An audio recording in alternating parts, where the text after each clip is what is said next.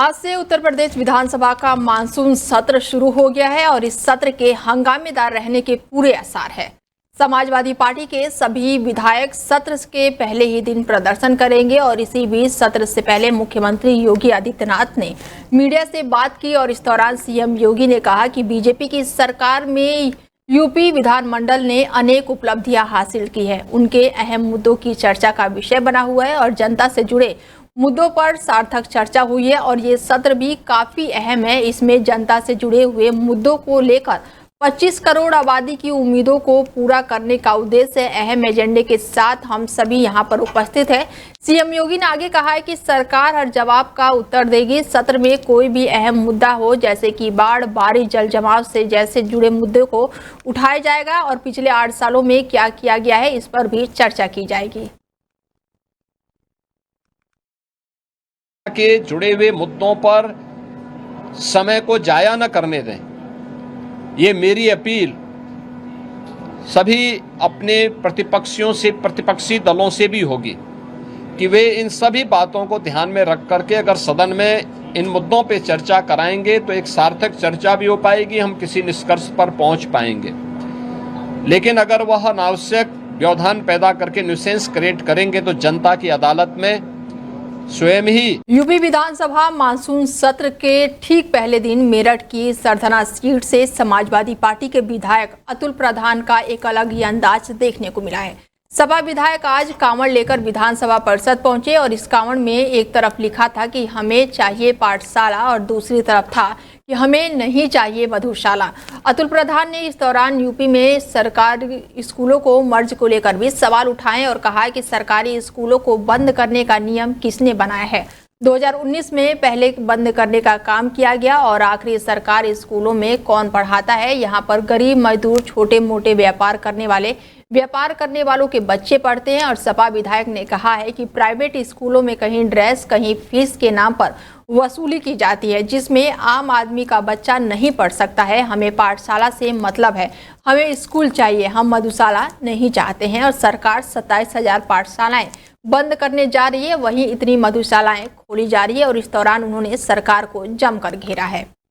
Greater Noida के waste eco valleys 1 society में पानी की सप्लाई न होने से लोगों की परेशानियां बढ़ गई है। रक्षाबंधन के त्यौहार के दिन भी सोसाइटी के कई टावरों में पानी की सप्लाई नहीं की गई। सोसाइटी के करीब 10 टावरों में पानी की समस्या बनी हुई है। सोसाइटी के लोगों का आरोप है कि बिल्डर से शिकायत करने के बाद भी कई टावरों में पानी टैंकर नहीं मंगवाया गया और सोसाइटी वासी रविवार देर रात से लगातार प्रदर्शन कर रहे हैं। सोसाइटी से बाहर निकलकर प्रदर्शन किया गया और पिछले हफ्ते भी पानी की सप्लाई से सोसाइटी वासी 2 दिनों तक काफी परेशान रहे। ग्रेटर नोएडा वेस्ट के बिसरख थाना क्षेत्र का इको वैलीज 1 सोसाइटी का ये पूरा मामला बताया जा रहा है। खबर यूपी के नोएडा से है जहां पर पानी की किल्लतें बढ़ गई है और नोएडा के कई इलाकों में पानी की दिक्कतें देखने को मिल रही है। सेक्टरों में गंगा जल के नहीं आने से पानी की किल्लतें बढ़ गई है। नोएडा के करीब 1 दर्जन सेक्टरों में गंगा जल की पानी की सप्लाई नहीं आने से बाल्टी लेकर टैंकरों के पीछे लोग दौड़ते हुए दिखाई दे रहे हैं। नोएडा के सेक्टर 12, 22, 23 समेत कई इलाकों में पानी की दिक्कतें देखने को मिल रही है। ट्यूबवेल से क्षमता से 30 से 40% तक ही पानी आता है और बारिश के कारण बिजली नहीं आने की वजह से पानी की टंकी नहीं भर पा रही है। गंगा नहर में सिल्ट की वजह से हरिद्वार से पानी की सप्लाई बंद है, तो वहीं नोएडा प्राधिकरण के अधिकारी पानी समस्या के निस्तारण के लिए लगातार जुटे हुए हैं।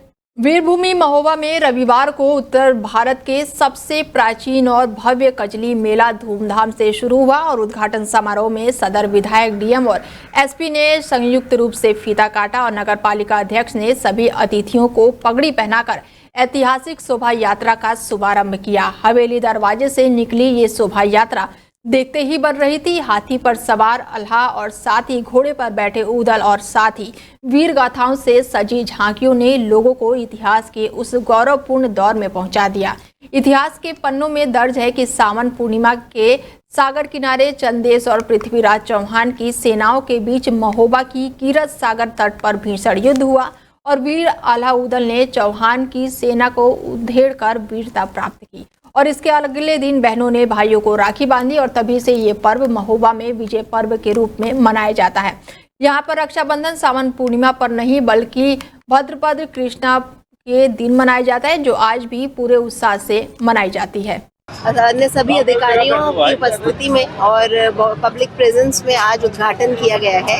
ये जुलूस यहाँ से चलकर अपना रूट तय करते हुए लगभग 7 बजे के उपरांत मेला स्थल पर लैंड करेगा और सारी इसमें सुरक्षा व्यवस्थाएं तथा विभिन्न प्रकार की ड्यूटीज इसमें लगाई गई हैं। जैसा कि हम सभी जानते हैं कि ये पारंपरिक जुलूस है और इसमें आला उदल के साथ साथ विभिन्न प्रकार की झांकियां जो हैं वो और जुलूस का हिस्सा बनती हैं और महोबा के जो लोग हैं वो इसका हिस्सा बनते हैं। जगह जगह पर जो खबर झांसी के लहचूरा थाना क्षेत्र से है, जहां एक हिस्ट्री सीटर दबंग द्वारा एक व्यक्ति के साथ जमकर मारपीट का मामला सामने आया है। दबंग ने व्यक्ति के साथ इस तरह मारपीट की जिसे देखकर हर किसी की रूह कांप जाएगी। दबंग द्वारा पीड़ित के शरीर पर लाठियों से इतने प्रहार किए गए हैं कि पीड़ित के शरीर के निशान जुर्म की दास्तां खुद ब खुद बयां कर रहे हैं।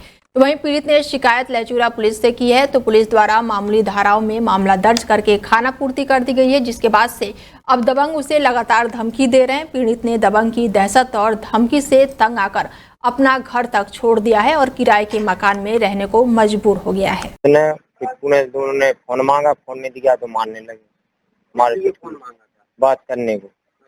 हाँ, हमने डर के मार नहीं दिए। वो गुंडा है, 302 के केस वाले हैं दोनों, कई केस उनके नाम हैं। तो पुलिस ने शिकायत की थी? हाँ की थी। पुलिस ने क्या कार्रवाई की? कुछ कार्रवाई नहीं। अच्छा, मुकदमा नहीं लिखा? मुकदमा तो लिख लिया, गिरफ्तार नहीं कर रहे हैं। गिरफ्तार नहीं कर? गाँव में घूमते हैं दोनों, हमारे द्वार निकलते बार बार गाली देते हैं। समस्या जो है गाली देते हैं, कट्टा लेके द्वार कुल्हाड़ी लेके सब लोग घूमते हैं, हम झांकी देने लगे। पूर्व गवर्नर सतपाल मलिक के मरणोपरांत सम्मान न मिलने की चर्चाएं इस समय राजनीतिक गलियारों में खूब जोरों पर हैं, जिसे लेकर मुजफ्फरनगर जनपद से समाजवादी पार्टी के सांसद हरेंद्र मलिक ने भी अपना बड़ा बयान देते हुए कहा है कि ये सरकार की मर्जी है कि इसमें हम क्या कर सकते हैं। यह आज उनके साथ है, कल दूसरों के साथ होगा और हिंदुस्तान की तो एक ही परंपरा रही है कि मरने के बाद शोक व्यक्त करते हैं और बुराई को छोड़कर उनकी अच्छाई को याद करते हैं। इस दौरान सपा सांसद ने क्या कुछ कहा है, सुनिए जरा आप भी। ये गलत परंपरा डाली है इन्होंने। आज उनके साथ कल दूसरों के साथ होगा और हिंदुस्तान का तो एक ये भी परंपरा रही है कि मरने के बाद सब शोक व्यक्त करते हैं और बुराई को छोड़ करके उसकी अच्छाइयों को याद करते हैं। आदमी में बुराई भी होती है, पर जितना भी जब भी कोई स्वर्गवासी हो जाता है तो हम तो गांव के लोग, हमारे यहाँ तो सभी जाते हैं उसकी अंत्येष्टि में। यहाँ तो ऐसा भी नहीं हुआ। और आप तो इसकी कह रहे राज्य के सम्मान की, RML हॉस्पिटल के सुपरिंटेंडेंट तो डेड बॉडी उठा के फेंकने की बात कर रहे थे, उठा के बाहर रखो, इसे बाहर रखो, उठाओ इसे उठाओ। हम लोगों ने कहा कि जब उसका बेटा आ जाएगा तब उठाएंगे। तो दुखद। मुजफ्फरनगर में रविवार को स्वामी यति नरसिंहानंद सरस्वती ने कई विवादित बयान देकर नया विवाद खड़ा कर दिया है। उन्होंने डिंपल यादव के कपड़ों पर टिप्पणी करने वाले मौलाना साजिद रशीदी की पिटाई करने वालों की सराहना की और मौलाना को भूखा भेड़िया बताया। स्वामी ने कहा कि डिंपल यादव बहुत अच्छी बेटी हैं और शालीन कपड़े पहनती हैं। मैंने उनके कपड़ों में कभी कोई खराबी नहीं देखी है और ऐसे मौलाना दरिंदे होते हैं, इन्हें कुचल देना चाहिए। साथ ही सपा नेता ST हसन के द्वारा धराली में आई प्राकृतिक आपदा पर जो विवादित बयान दिया गया है, उसको लेकर यति नरसिंहानंद सरस्वती महाराज ने कहा कि भगवान को सबसे पहले तो इन पर पढ़ना चाहिए, जब से कि ST हसन के मर जाना चाहिए। और ये कितने बदतमीज, बेगैरत और बेशर्म लोग हैं जो मौतों पर राजनीति करते हैं। और इस दौरान उन्होंने कई बड़े बयान दिए हैं, चलिए पहले आपको वो सुनाते हैं। बल्कि त्योहारों पे ही क्यों, मुसलमानों से कोई भी चीज़ हिंदुओं को नहीं खरीदनी चाहिए, मुसलमानों से कोई उठबैठ हिंदुओं को नहीं रखना चाहिए, मुसलमानों से कोई संबंध हिंदुओं को नहीं रखना चाहिए। अब जब मुसलमानों और इस्लाम की सारी सच्चाई पूरी दुनिया के सामने आ चुकी है, आज इंटरनेट है, सोशल मीडिया है, इसके माध्यम से हम इस्लाम का सच जान चुके हैं, तो हमें समझ आना चाहिए कि वो हमारे नहीं हैं। और जब वो हमारे नहीं हैं तो हमें भी उनसे कोई व्यवहार नहीं करना चाहिए। मैं जन्माष्टमी के त्यौहार पर हिंदुओं से यही अपील करना चाहता हूँ कि हिंदू अपने धर्म पर आएँ और भगवान श्री कृष्ण के जन्मोत्सव पे गीता को अपने जीवन में उतारने का प्रयास करें। भगवान श्री कृष्ण की भक्ति का कोई अर्थ नहीं है यदि आप गीता के को अपने जीवन में ग्रहण नहीं करते। यही हमारा संदेश है, यही हम सबसे कह रहे हैं। हमीरपुर से है, जहां पर आज भी ऐसी महिलाएं हैं जो घूंघट डालकर अपना आत्मविश्वास और उनके परिवार की शक्ति का प्रदर्शन करती हैं, एक दूसरे को पटकनी देती हैं। ये महिलाएं हैं हमीरपुर जिले के लोदीपुर निवाद गांव की। इसमें बुजुर्ग महिलाएं एक दूसरे के साथ कुश्ती लड़ती हैं और ये परंपरा अंग्रेजी हुकूमत के समय से ही चली आ रही है। गांव में सैकड़ों साल से चली आ रही परंपरा के तहत इस दंगल प्रतियोगिता का आयोजन किया जाता है और जिसमें महिलाओं का जमावड़ा लगता है। साड़ी और घूंघट में गांव की सभी बहुएं और सास इस अनोखे दंगल में हिस्सा लेती हैं। यहां पर पुरुषों का प्रवेश पूरी तरह से प्रतिबंध है। रक्षाबंधन के दूसरे दिन महिलाओं का अनोखा दंगल होता है। महिलाओं के इस दंगल में पुरुषों का प्रवेश वर्जित रहता है और सिर्फ गांव की महिलाएं ही रहती हैं, जो रेफरी के साथ ढोल बजाने से लेकर सभी जिम्मेदारियों को बखूबी निभाती हैं। और इस दंगल में विवाहिता और बुजुर्ग महिलाएं ही घूंघट में कुश्ती लड़ती हैं और ये परंपरा अंग्रेजों के समय से चली आ रही है। जब महिलाओं ने अपनी सुरक्षा के लिए कुश्ती सीखी थी, इस दंगल में गांव की ही महिलाएं हिस्सा लेती हैं और जीतने वाली महिलाओं को सम्मानित भी किया जाता है। ये महिलाओं का जो दंगल की परंपराएं अंग्रेजों के काल से आ रही है और महिलाएं अपना शौर्य और शक्ति का प्रदर्शन करती है घूंघट के अंदर। और इनका मानना है कि हम किसी से कम नहीं हैं और हमारा समानता का व्यवहार होना चाहिए। तो ये अपना शौर्य और शक्ति का प्रदर्शन करती है घूंघट के अंदर ही अपना प्रदर्शन करती है। ये महिलाओं के शामली में 3 दिनों से दूसरी सनसनीखेज का मामला सामने आया है, जहां पर पत्नी ने अपने ही प्रेमी और भाई के साथ मिलकर अपने पति की हत्या कर दी। बता दें कि 3 दिन के भीतर ये दूसरी घटना है जब पत्नी ने अपने पति को मौत के घाट उतारने की साजिश रची और उसको अंजाम दिया। पुलिस ने रविवार को सुबह हुए असलम की हत्या का खुलासा करते हुए मृतक असलम की पत्नी, प्रेमी और भाई को गिरफ्तार कर लिया। मृतक युवक असलम ने 9 साल पहले बागपत जनपद की रहने वाली असमीन से प्रेम किया और प्रेम विवाह किया। और आपको बता दें कि ये वारदात जनपद शामली के कहराना कोतवाली क्षेत्र के कंधाल रोड की है। मृतक की पहचान असलम के रूप में हुई थी, जो कल शाम से ही लापता था। शव मिलने के बाद से आसपास के गांव में दहशत का माहौल फैल गया। पुलिस ने जांच की और साथ ही शुरुआती जांच में पूरे हत्याकांड का बड़ा खुलासा किया है। की हत्या कारित करके और ये कांधला कैराना मार्ग पर जो है डेड बॉडी वहीं छोड़ी गई थी और अज्ञात के रूप में जानकारी प्राप्त हुई थी।